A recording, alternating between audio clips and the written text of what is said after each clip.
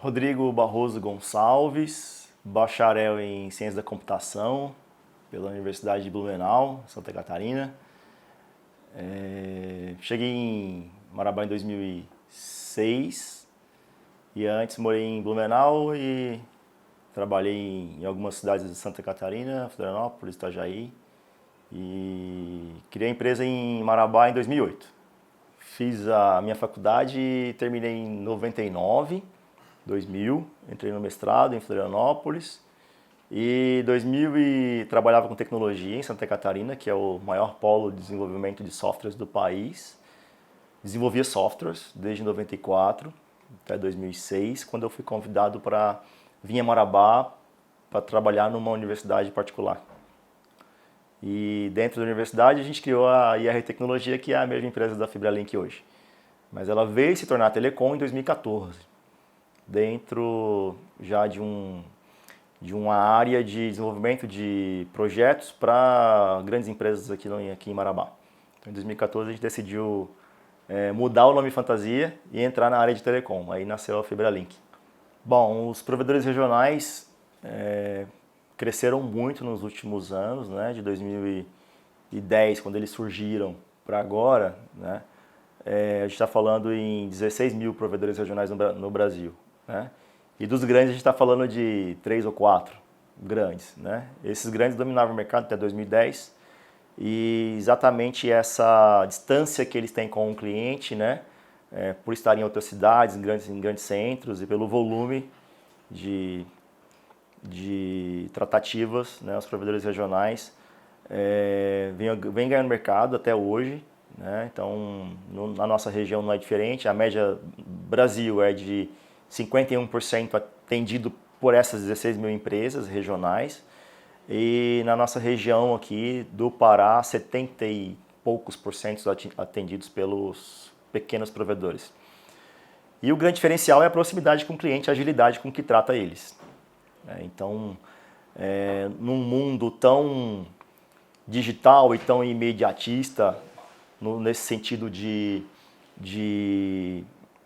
da importância da internet para a vida das pessoas, e a pandemia mostrou e maximizou essa importância, a agilidade no atendimento, já que a qualidade é a mesma para todo mundo, né, com essa popularização dos equipamentos e dos circuitos, né, serem mais acessíveis do que antes, fez com que o interesse dos clientes por empresas mais próximas, né, estando na mesma cidade, atendendo mais rápido e com a mesma qualidade, muitas vezes melhor qualidade, faz com que domine o mercado, né, e ele prefira que seja um regional. Temos cidades com áreas geográficas maiores, ou seja, mais cabo para menos gente, com menor densidade de gente.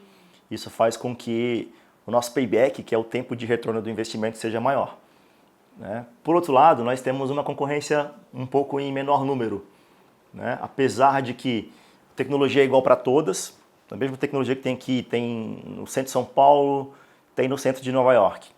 Tá? Hoje, com essa popularização desses equipamentos, não existe diferença de tecnologias, né? Obviamente, a chegada dos circuitos de internet são mais dificultosos aqui, mas a FibraLink ela tem todos os possíveis circuitos, é a empresa que mais tem proteções de rede para a chegada do conteúdo da internet e é a empresa que tem os principais repositórios de conteúdo locais doados por esses grandes players, né?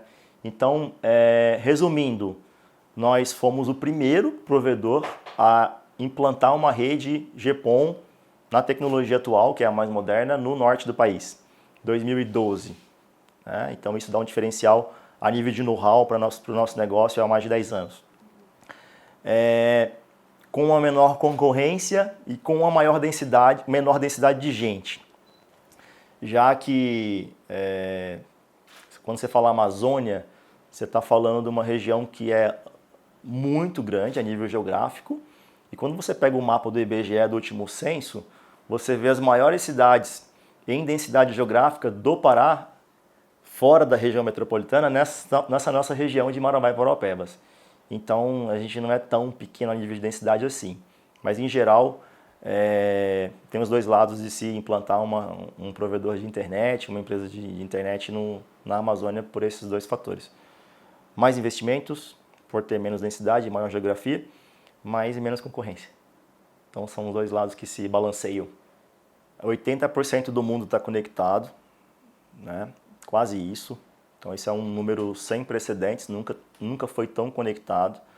A popularização da internet ela é clara, né?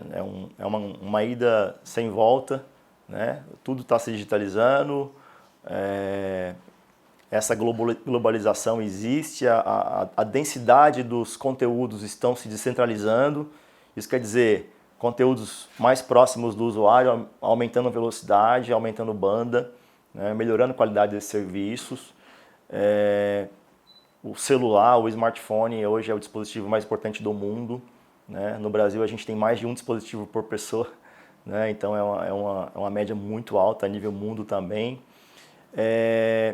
E aí a gente tem outras tecnologias que estão evoluindo e se mostrando potenciais para esse atendimento de áreas mais remotas, que é o caso dos satélites de baixa órbita, né? Já tem aí 2, 3 empresas operando a nível mundial.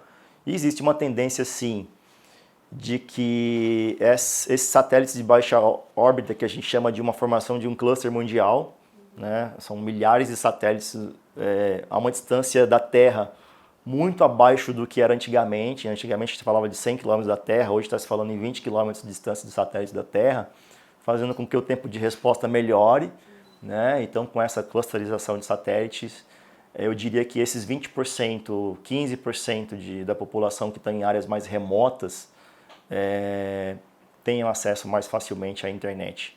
Né? 2 fatores fazem com que isso seja importante. A primeira é o IoT, né? A questão do carro autônomo, a questão da integração de tudo que é objeto a um controle de telecom, né? Se integrar na rede. Isso é a internet das coisas, né? Que a nível terrestre, que a nível de ligar o celular, a gente está falando do 5G, já está se falando em 6G, que é a nova geração do 5G, né? Com o apoio desses satélites de baixa órbita, né? Mas a fibra ótica ainda como meio de chegada a um custo muito baixo no cliente, na última milha que a gente fala, é uma tecnologia que tem ainda uma sobrevida de 20 a 30 anos, pelo menos. E quando isso acabar, a nível de tronco que liga as cidades, que liga os continentes, sempre vai ser fibra ótica. Nenhuma tecnologia sem fio vai ter capacidade de ligar troncos de backbone, que a gente fala, que são os cabos troncais, né? Então a gente vai ver a fibra ótica por décadas ainda. Eu posso dizer que a FibraLink quase dobrou de tamanho na pandemia, né? Então foi para quem estava pronto para crescer, com a estrutura de gente, de equipamentos e de rede, cresceu bastante. Para quem não estava, encolheu. E a FibraLink cresceu bastante, porque estava pronta. Quando a gente fala em crescimento do home office nas quarentenas, né, no meio da pandemia, obviamente a busca por um circuito que atendesse seu filho usando televisão, o outro usando videogame online e você ainda tendo que trabalhar, todo mundo conectado, e a gente sabe que o streaming hoje em alta qualidade, em 2K, 4K, consome muita banda.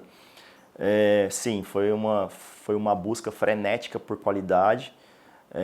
A gente estava pronto aqui a nível de tudo que precisava para crescer, a gente cresceu e 30%, quase 30% desses que foram para home office não voltaram. Então continuam home office, continuam trabalhando de longe.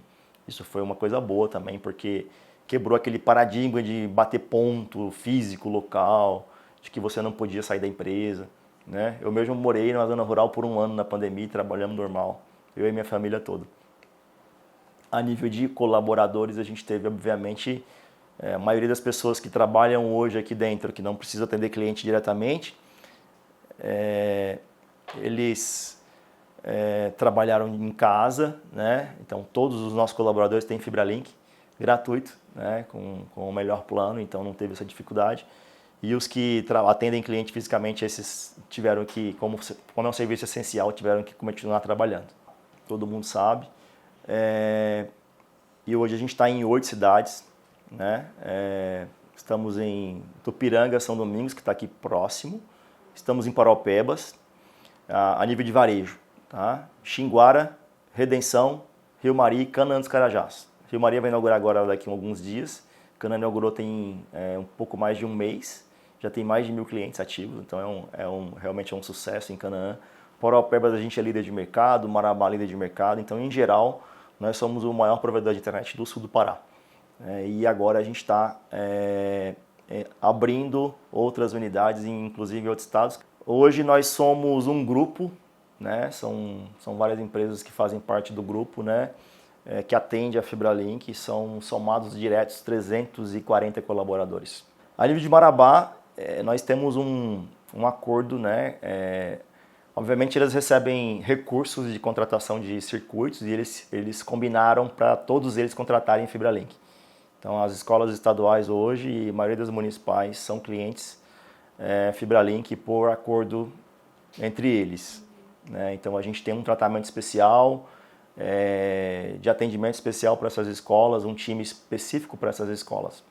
Obviamente não tem ainda nenhum diferencial de valor, né, mais robusto, mas eu concordo com você, é uma questão de tempo, já é uma ideia que a gente colocou para o poder público, da gente organizar um centro de processamento exclusivo para a educação, onde a gente alimenta esse centro com um link de alta qualidade e esse centro alimenta essas escolas e um suporte. Nós fomos o primeiro a fazer esse tipo de parceria com a Warner, que é o dono do HBO Max, por exemplo, né? A gente tem nos nossos pacotes o HBO Max, o Deezer, né?